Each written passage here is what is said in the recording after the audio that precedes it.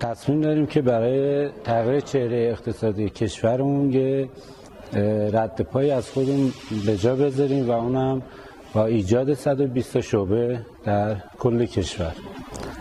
و با توجه به اینکه رشته کارمون با این سمینارهای به اصطلاح آچارهای پولساز مرتبطه، سعی میکنیم توی این سمینارها شرکت کنیم و دقیقاً هم ایده های نوعی که ما به هر حال به کار میگیریم در اصل تو همین سمیناراست و در دل ایناست.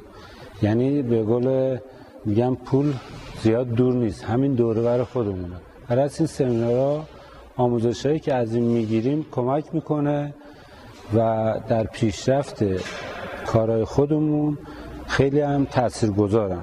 من ممنونم از مدیر مسئول همچون سمینارهایی که به هر حال ایجاد میکنن و آموزش میدن. اصلا هر کسی به قول آقای دکتر